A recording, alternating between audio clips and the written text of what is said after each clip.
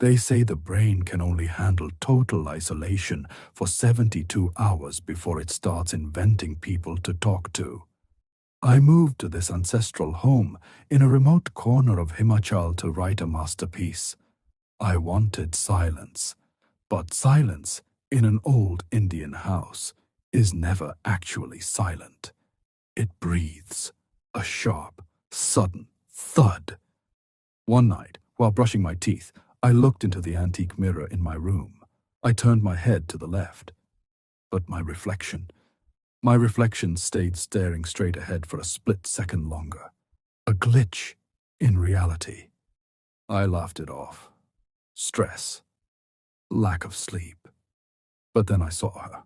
A woman in a tattered silk sari standing right behind my shoulder in the glass. When I turned around, the room was empty. Only the smell of burned jasmine remained. Days turned into weeks. I stopped writing my script. I was living a new one. I named her Anjali. She didn't speak with words. She spoke with shadows. I began to find things. A gold nathni, nose ring, on my pillow that smelled of damp earth. A red bindi stuck to the center of the mirror. The villagers warned me. The local priest refused to cross my gate. That mirror doesn't reflect the present, Rohan, he told me, his hands shaking. It reflects the debt that hasn't been paid. I became obsessed. I started scraping the silver off the back of the mirror. Beneath the modern coating, I found symbols carved into the wood, ancient, dark, and wet, as if the wood was bleeding. Through the mirror, Anjali showed me her death. I saw a man, a powerful landlord's son, choking her because she knew too much about his father's crimes. I felt the pressure on my own throat.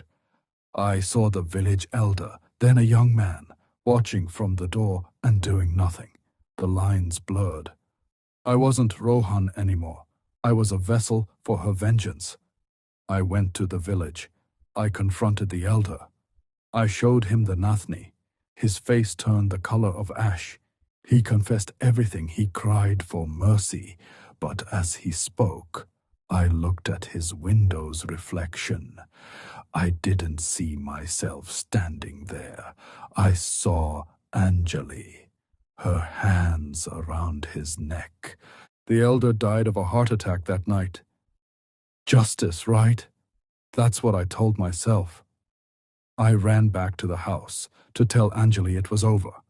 I looked into the mirror, waiting for her to smile, to fade away, to give me my life back. But there was no reflection, not her, not me, just a dark, empty room. In a fit of rage and terror, I picked up a chair and smashed the antique mirror. I expected brick and mortar behind it. I expected the wall of an old house. Instead, I saw a lens. A high-definition camera lens. I tore away the wallpaper. It wasn't stone. It was padded foam. I ripped through the wall and stepped into a world of cold neon and white tile. I wasn't in a village. I was in a lab. I found a desk. On it was a file. Subject 42. Psychological Displacement Study. I flipped through the pages.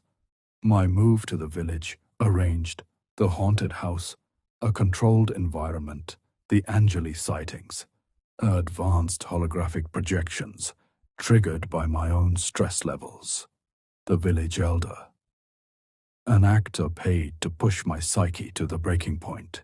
They weren't studying ghosts. They were studying how easy it is to make a sane man believe in them. The hum of a heavy electronic door opening. 2 men in white suits entered. I screamed at them. I killed him. I killed the elder. One of them looked at his tablet and sighed. Subject 42 is experiencing phantom guilt. The actor is fine, Rohan. But you are exactly where we need you to be. As they moved toward me with a syringe, I looked into the stainless steel of the lab door. For a second, just 1 second, I saw Anjali, She winked at me, and I realized the most terrifying thing of all. They think they are the ones running the experiment. But Anjali, she isn't a projection. She just found a new way to hide.